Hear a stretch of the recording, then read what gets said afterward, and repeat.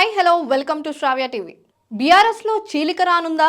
దీనికోసం ఇప్పుడు మాట్లాడుకుందాం. అందరూ అనుకున్నట్లే జరిగింది. తెలంగాణ రాష్ట్ర అసెంబ్లీ ఎన్నికల్లో బీఆర్ఎస్ పార్టీ ఓటమి పాలైంది. ఓటమి పాలైన తరువాత కూడా ఆ పార్టీ సరైన గుణపాఠాలు నేర్చుకున్నట్లుగా లేదు. పార్టీ బాధ్యత ఎవరు వహించాలి, శాసనసభాపక్ష నేతగా ఎవరు ఉండాలి అనే విషయాలలో పార్టీలో భిన్నాభిప్రాయాలు ఉన్నాయని తెలుస్తుంది. అయితే ఆ భిన్నాభిప్రాయాలు చీలికకు దారి తీయబోతున్నాయని సంచలన వార్తలు సోషల్ మీడియాలో వైరల్ అవుతున్నాయి. ఇక వివరాల్లోకి వెళ్తే ప్రస్తుతం పార్టీ వర్కింగ్ ప్రెసిడెంట్ గా కేటీఆర్ ఉన్నారు. శాసనసభలో ప్రతిపక్ష నేతగా హరీష్ రావు వైపు కేసీఆర్ మగ్గు చూపారనే సమాచారం సంచలనంగా మారింది. సొంత కుమారుడికి ఒక కీలక బాధ్యతను, మేనల్లుడికి మరొక కీలక బాధ్యతను అప్పగించడానికి ఆయన సుముఖంగా ఉన్నారు. పార్టీ బాధ్యత, ప్రతిపక్ష బాధ్యత రెండూ ఇస్తేనే చేస్తాను అంటూ హరీష్ రావు వివాదానికి కారకులయ్యారని తెలుస్తుంది. ముఖ్యమంత్రిగా సభలోకి వచ్చాను, ప్రతిపక్షంగా రాను, నేను ఎమ్మెల్యేగా రాజీనామా చేసి ఎంపీగా పోటీ చేస్తానని కేసీఆర్ తన అంతరంగికులకు వెల్లడించారని తెలుస్తుంది. ఈ నేపథ్యంలో పార్టీని ఎవరో ఒకరి చేతిలో పెట్టకుండా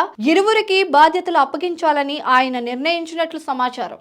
ఈ నిర్ణయం వలన పార్టీలో చీలిక వచ్చే ప్రమాదం ఉందంటున్నారు రాజకీయ విశ్లేషకులు. ఒకవేళ హరీష్ రావుకి రెండు కీలక బాధ్యతలు అప్పగించినట్లయితే కేటీఆర్ పరిస్థితి ఏంటి?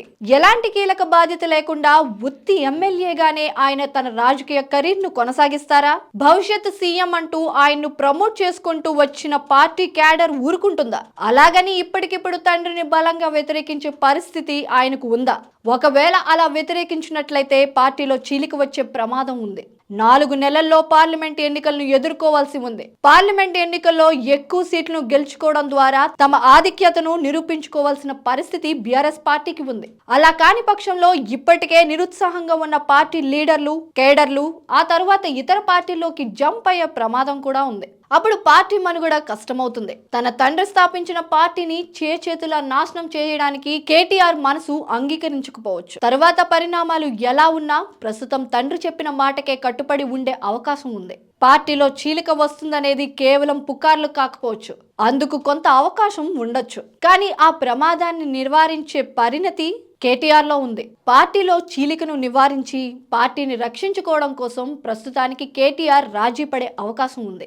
ఒకవేళ బీఆర్ఎస్ పార్టీ చీలిపోయినట్లయితే కాలక్రమంలో ఆ పార్టీ పూర్తిగా కనుమరుగవుతుంది.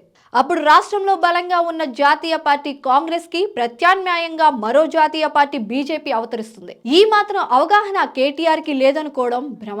అందుకే పార్టీలో చీలిక రాకుండా ప్రస్తుతానికి రాజీపడి రాజకీయంగా కేటీఆర్ ముందుకెళ్లే అవకాశం ఉంది.